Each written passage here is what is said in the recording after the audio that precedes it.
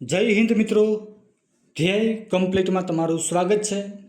તો મિત્રો આજે આપણે જોવાના છીએ 4 જુલાઈ 2026ના પરીક્ષામાં પૂછાવાની શક્યતા છે એવા કરંટ અફેર્સના 15 જેટલા પ્રશ્નો। તો મિત્રો જો શક્ય હોય તો આ પ્રશ્નોને તમારી બુકમાં લખી લેજો, જેથી કરીને મિત્રો તમારે જ્યારે પણ એક્ઝામ આવે અને મિત્રો રિવિઝન કરવાનું થાય ત્યારે તમે સરળતાથી એનું રિવિઝન કરી શકો। અને મિત્રો આપણે કરંટ અફેર્સ રોજે રોજ જ કમ્પ્લીટ કરતું જવાનું છે। મિત્રો આમ કરવાથી તમને ફાયદો શું થશે તો કે મિત્રો તમારે જ્યારે પણ એક્ઝામ આવશે ત્યારે કરંટ અફેર્સ તમારે કમ્પ્લીટ હશે। અને મિત્રો આ સમયે તમારે કરંટ અફેર્સ બીજે ક્યાંય પણ ગોતવા જવાની જરૂર નહીં પડે। મિત્રો ત્યારે તમારે માત્ર ને માત્ર એનું રિવિઝન જ કરવાનું રહેશે। અને મિત્રો જો તમે કરંટ અફેર્સની બુક તમારી રીતના તૈયાર કરેલી હશે તો મિત્રો એ તમને વાંચવામાં ખૂબ જ સરળ રહેશે અને યાદ પણ જલ્દીથી રહી જશે। તો ચાલો મિત્રો હવે વધારે સમય ન બગાડતા પ્રશ્નોની શરૂઆત કરીએ છીએ। પણ એ પહેલાં જો હજી તમારે આપણી ચેનલને સબસ્ક્રાઈબ કરવાની બાકી છે તો મિત્રો ચેનલને સબસ્ક્રાઈબ કરી દો અને આ વિડીયોને તમારા દરેક મિત્રોને શેર કરી દો। તો ચાલો મિત્રો હવે પ્રશ્નોની શરૂઆત કરીએ। પ્રશ્ન પહેલો જોઈએ, તાજેતરમાં મલેશિયાના ભારતના હાઈ કમિશનર તરીકે કોની નિમણૂક કરવામાં આવી છે તો મિત્રો એ છે સોમનાથ ઘોષ। પ્રશ્ન બીજો જોઈએ, વર્ષ 2027થી ઇન્ટરનેશનલ બુકર પ્રાઇઝને કયા નવા નામથી ઓળખવામાં આવશે તો મિત્રો એ ઓળખવામાં આવશે બુકમન ઇન્ટરનેશનલ બુકર પ્રાઇઝ તરીકે। પ્રશ્ન ત્રીજો જોઈએ, હાલમાં કઈ રાજ્ય સરકાર દ્વારા જન્મથી 18 વર્ષ સુધીના તમામ બાળકો માટે હેલ્થ પાસપોર્ટ બનાવવાની અનોખી પહેલ હાથ ધરવામાં આવી છે તો મિત્રો એ રાજ્ય છે આપણું ગુજરાત। પ્રશ્ન ચોથો જોઈએ, આરબીઆઈ બેંકના નવા એક્ઝિક્યુટિવ ડાયરેક્ટર તરીકે કોની નિમણૂક કરવામાં આવી છે તો મિત્રો એ વ્યક્તિ છે રવિશંકર। પ્રશ્ન પાંચમો જોઈએ, તાજેતરમાં વર્લ્ડ હેલ્થ ઓર્ગેનાઇઝેશન દ્વારા ઇબોલાની કઈ વિશિષ્ટ પ્રજાતિના નિદાન માટે પ્રથમ મોલેક્યુલર ટેસ્ટને ઇમરજન્સી યુઝ લિસ્ટિંગમાં સામેલ કરવામાં આવી છે તો મિત્રો એ છે બુન્ડીબુગ્યો વાયરસ।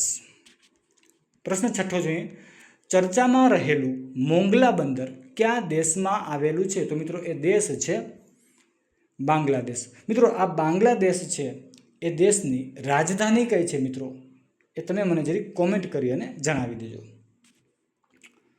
પ્રશ્ન સાતમો જોઈએ, એનિમિયા મુક્ત ભારત અભિયાન માટે આરોગ્ય મંત્રાલયે કઈ નવી વ્યૂહરચના અપનાવી છે તો મિત્રો એ છે 7x7x7। મિત્રો આની પહેલાં પણ એક વ્યૂહરચના તો હતી જ, પણ કઈ હતી તો કે 6x6x6 એવી વ્યૂહરચના હતી મિત્રો। અને અત્યારે નવી કઈ અપનાવેલી છે તો કે 7x7x7। પ્રશ્ન આઠમો જોઈએ, ગુજરાતમાં તાજેતરમાં સીએમ ભૂપેન્દ્ર પટેલ દ્વારા આરોગ્ય સંસ્થાઓ માટે કયા નવા અભિયાનનો પ્રારંભ કરવામાં આવ્યો છે તો મિત્રો એ છે નમો સ્વચ્છતા અભિયાન અને અમૃત પાન અભિયાન। પ્રશ્ન નવમો જોઈએ, તાજેતરમાં કઈ રાજ્ય સરકારે 2026થી 2036 માટે ડીપ સી ફિશિંગને મંજૂરી આપી છે તો મિત્રો એ રાજ્ય છે ઓડિશા। તો મિત્રો જો તમને આ વિડીયો સારો લાગતો હોય તો વિડીયોને લાઇક કરવાનો બાકી હોય તો લાઇક કરી દેજો, એક કોમેન્ટ કરી દેજો અને તમારા દરેક મિત્રોને શેર કરી દેજો। અને મિત્રો જો હજી પણ તમારે આપણી ચેનલને સબસ્ક્રાઈબ કરવાની બાકી છે તો ચેનલને અત્યારે જ સબસ્ક્રાઈબ કરી લો। તો ચાલો મિત્રો હવે પ્રશ્ન 10મો જોઈએ, કઈ કંપનીને મિની રત્ન કેટેગરી 1નો દરજ્જો મેળવવાની મંજૂરી મળી છે તો મિત્રો એ કંપનીનું નામ છે મેકોન લિમિટેડ।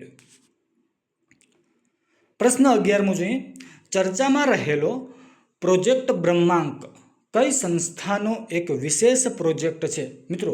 બ્રહ્માંડ નથી, બ્રહ્માંક જ છે, ખાસ યાદ રાખજો। પ્રોજેક્ટ બ્રહ્માંક કઈ સંસ્થાનો એક વિશેષ પ્રોજેક્ટ છે તો મિત્રો એ સંસ્થા છે BRO એટલે કે બોર્ડર રોડ ઓર્ગેનાઇઝેશન। અને મિત્રો જો ગુજરાતીમાં કહીએ આપણે તો સીમા સડક સંગઠન। પ્રશ્ન 12મો જોઈએ, ભારતીય સેનાએ આધુનિક યુદ્ધ ક્ષેત્રમાં તકનીકી લીડ મેળવવા માટે કયા વિશેષ ડ્રોન યુનિટની સ્થાપના કરી છે? તો મિત્રો એ છે બાઝ બટાલિયન. પ્રશ્ન 13મો જોઈએ. ભારતના વિદેશ સચિવ તરીકે કોની નિમણૂક કરવામાં આવી છે? તો મિત્રો એ છે વિક્રમ મિસરી. પ્રશ્ન 14મો જોઈએ. વર્લ્ડ હાઇડ્રો પાવર આઉટલુક 2026 અનુસાર સ્થાપિત જળ વિદ્યુત ક્ષમતાના આધારે વિશ્વમાં ભારતનું સ્થાન કેટલામું છે? તો મિત્રો ભારતનું સ્થાન આમાં 5મું રહેલું છે. મિત્રો છેલ્લો પ્રશ્ન જોઈએ હવે. તાજેતરમાં કેન્દ્ર સરકારના અહેવાલ મુજબ વર્ષ 2025 દરમિયાન ગુજરાતની કેટલી ગ્રામ પંચાયતોએ ટીબી મુક્ત પંચાયતનો દરજ્જો પ્રાપ્ત કર્યો છે? તો મિત્રો એ છે 3971 ગ્રામ પંચાયત. તો મિત્રો આ હતા કરંટ અફેર્સના પરીક્ષાલક્ષી વન લાઇનર પ્રશ્નો. તો મિત્રો જો તમને આ વિડીયો સારો લાગ્યો હોય તો લાઈક કરજો, કોમેન્ટ કરજો અને તમારા દરેક મિત્રોને શેર કરી દેજો. અને મિત્રો જો હજી પણ તમારે આપણી ચેનલને સબસ્ક્રાઈબ કરવાની બાકી છે તો મિત્રો ચેનલને સબસ્ક્રાઈબ પણ અત્યારે જ કરી દેજો. અને હા મિત્રો, આપણે આપણી ચેનલ ઉપર કે જે મિત્રો જીએસઆરટીસી કંડક્ટર અને ડ્રાઈવરની એક્ઝામની તૈયારી કરી રહ્યા છે એવા મિત્રો માટે ખાસ મિત્રો રોડ સેફ્ટીના વન લાઇનર પ્રશ્નોની પણ શરૂઆત કરી દીધી છે. અને મિત્રો કમ્પ્યુટરના પણ વન લાઇનર પ્રશ્નોની શરૂઆત કરી દીધી છે. મિત્રો આપણે રોડ સેફ્ટીના પણ જે છે લગભગ 4 વિડીયો અપલોડ કરેલા છે અને કમ્પ્યુટરના પણ મિત્રો આપણે 4 વિડીયો અપલોડ કરેલા છે. તો મિત્રો જો હજી તમારે એ વિડીયો જોવાના બાકી હોય તો જોઈ લેજો. તો મિત્રો બસ અત્યારે અહીં લગી રાખીએ છીએ. ફરી મળીશું નવા વિડીયોમાં. તો જય હિન્દ, જય ભારત, થેન્ક યુ.